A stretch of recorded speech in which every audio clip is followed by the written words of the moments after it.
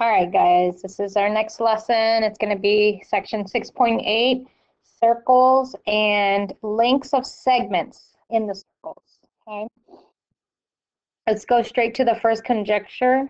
Okay, when two chords intersect inside a circle, then the product of those segments of one chord equals the product of the segments of the other chord. Okay, so this picture should look familiar. Okay, I'm going to remind you of another conjecture that you learned about the angles and the arcs. So yes, this picture is similar. So you learned something about this angle and how it was related to this arc and this arc. And so this angle X, we actually saw that it was the average of this arc, which we'll call A, and the average and B. So basically arc, the measure of whatever A degrees was and B degrees, add those together, divide by 2, and that equals this angle right here. Okay, so now we actually have another conjecture, but it's not related to the angles, it's related to the segments of the chords. So this first segment right here, which I'm going to highlight in blue, that's R units long. And this segment right here, that's U amount of units long. And then this segment right here is S units long. And then this last one, T, those are the values that we're actually looking at right now. Okay, so now the formula for this is going to be whatever R is, you're going to times that by U, and then whatever the other product of the other two segments are, you take S, and then you times that by T. Okay, and that's all you do there. You multiply segment R times segment U, and it's going to equal segment S times segment T. And that's it for that one. Let's go to the next one.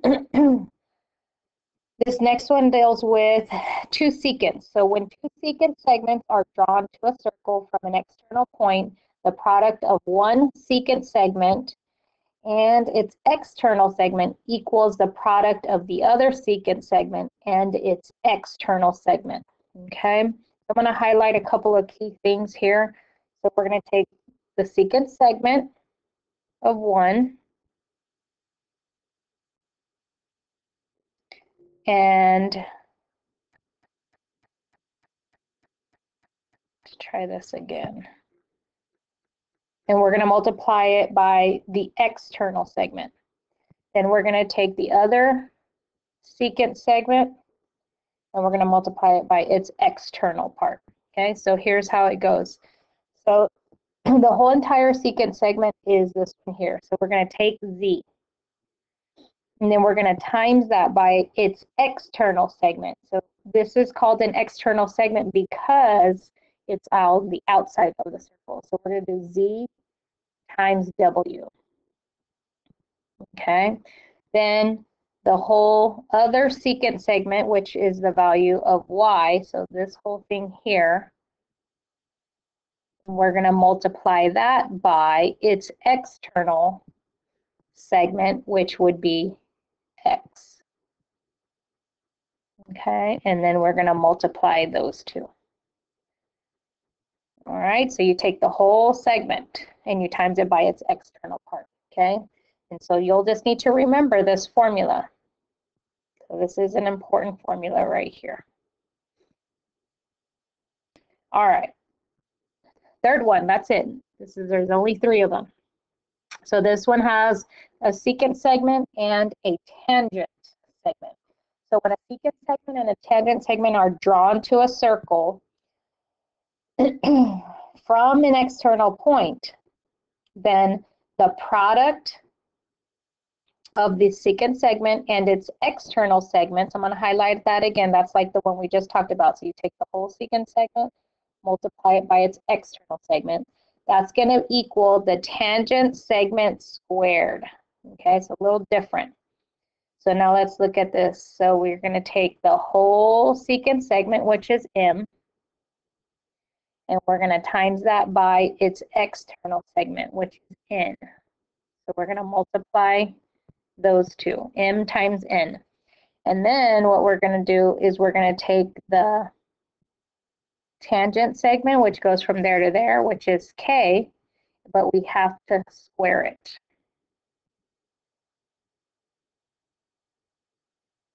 Okay, so m times n equals k squared. All right, and those are your three formulas. So we're going to just practice using those on these next few examples.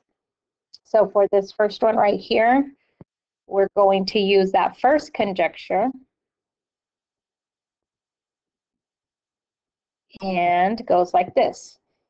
3 times x, because remember it's this segment times this segment over here, equals 4 times 6. All right, and so then we'll have 3x equals 24, divide by 3, and x equals 8. Okay, that's it. Let's look at this one over here.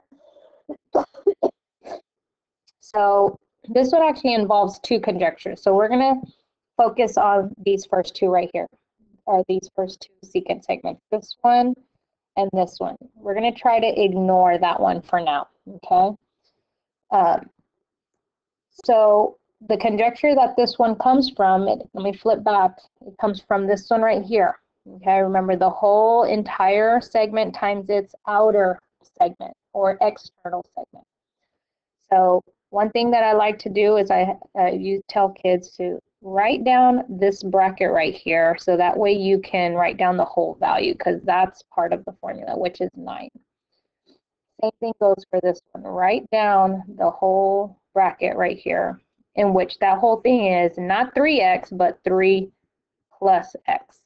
Okay? And so here's how it's going to go. It's going to be 9 times the external segment, which the external segment is from there to there. So 9 times 4 equals 3 plus x, which is that whole thing, times the external part, which the external part goes from here to here, which is 3. Okay, so now we're going to write it all out.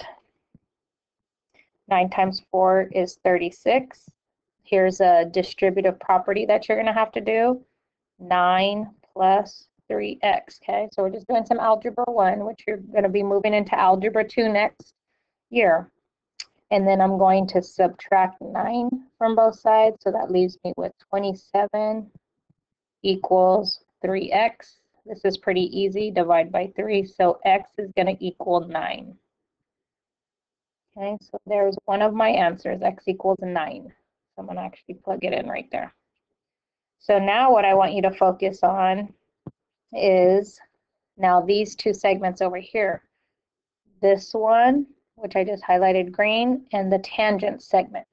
That actually comes from this conjecture right here.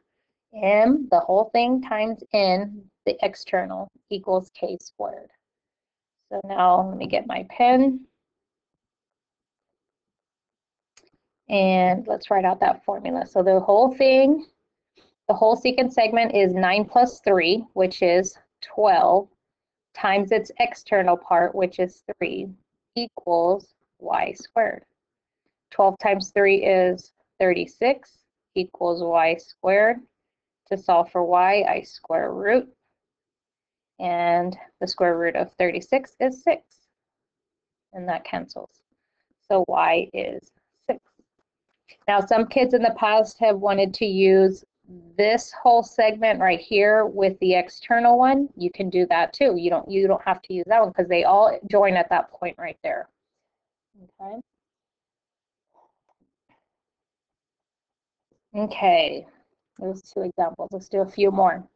Okay, over here involving more algebra. So let's take a look at this one here. So remember, this is the intersecting chord. So it's this segment times this segment equals this segment times this segment. So let's write out all this algebra. We got 6x times 2x minus 1 equals 4x minus 5 times 3x plus 3. All right, you're going to have to definitely remember your algebra 1. So first thing that I'm going to do is I'm going to do my distributive property here. So I'm going to multiply those two. So that's going to be 12x squared minus 6x equals, now here is the FOIL method, okay, or you can distribute twice. So FOIL, 4x times 3x is 12x squared. The inside terms, negative 5 times 3x is minus 15x. Outside terms, 4x times 3 is 12x. And then the last terms, negative 5 times 3 is negative 15. Okay, so now what I need you to notice is if I subtract 12x squared to get rid of that, and I have to do that to the other side, those cancel out. So that kind of makes life easy. So these cancel out because you have a 12x squared on one side of the equal sign and as well as the other. So here's what we have next. We have a negative 6x on this side. Notice these are like terms, so I'm going to put those together. Negative 15x and 12x is negative 3x, and then I have a negative 15. Okay, so I'm almost there. What I'm going to do next is I'm going to add 3x to get rid of that. Whatever you do to one side, you have to do to the other. So I have a negative 3x equals negative 15. If you always remember the negatives on both sides turn to positives, or you could say I'm going to divide by negative 3, divide by negative 3, and a negative times a negative ends up being a positive. And so in this case here, x equals 5. So now we're going to use that, plug it back in, and solve for all the segment lengths. So starting with AE, 3x plus 12, so 5 times 3 is 15, plus 3, that's 18. DE, 5 times 2 is 10, 10 minus 1 is 9. CE, 5 times 4 is 20, 20 minus 5 is 15. And then the last one, 5 times 6 is 30. Now notice there, this seems like the shortest segment of the whole group, yet it came out to be the largest. You can go ahead and disregard the size of it, and always remember it's never drawn to scale. Okay, and this one comes from the intersecting secant segments. So again, I highly recommend that you draw a bracket that represents the value of that whole segment, because that's what we need to use in the formula. So up here, we're going to have 14x plus 6, okay, and you can't write it any different. And down here, we're going to have 3x plus 7 plus 9, which ends up being 16, okay? All right, so here's how the formula is going to go. It's going to be the whole thing, which is 14x plus 6 times the external segment, which is 6, equals the other entire secant segment, which is 3x plus 16, times its external segment, which is 9. So now we're going to do the distributive property, multiply that times that, and that times that. So 6 times 14 is a big number, so let me use my calculator.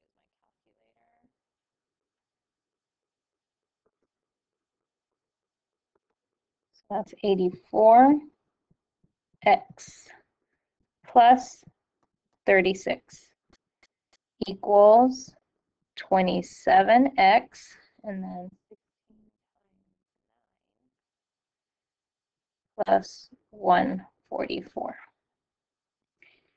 All right, next line, we are going to minus 27x from both sides And then we are going to add, subtract 36 from both sides. So then you'll see that these cancel and these cancel. So 84 minus 27 is 57x, and 144 minus 36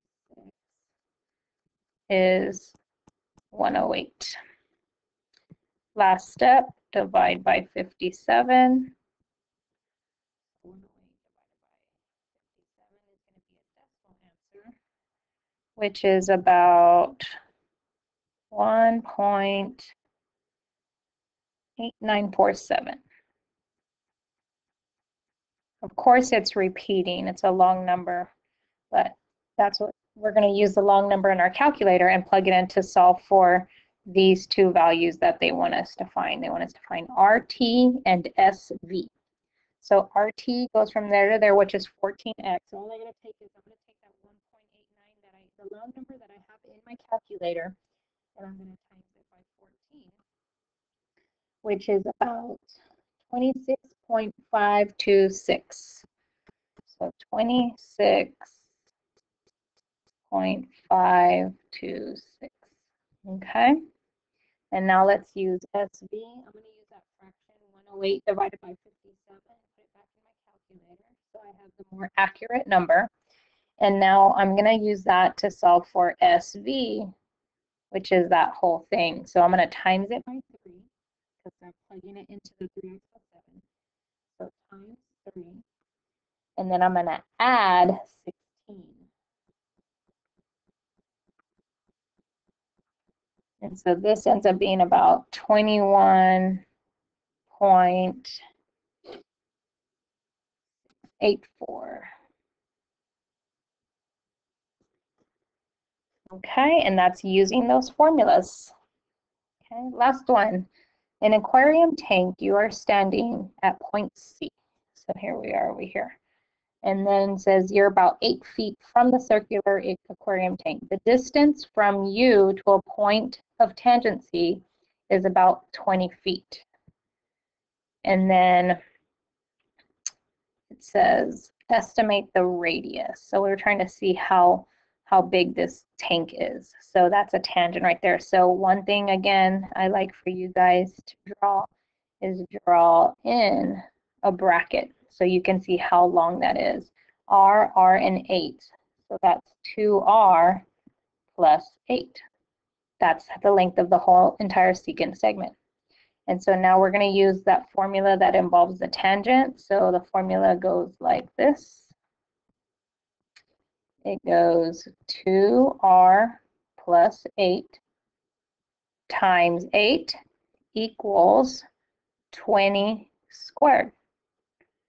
Okay, so remember it's the whole secant segment times its external part, and then it's going to equal the tangent segment squared.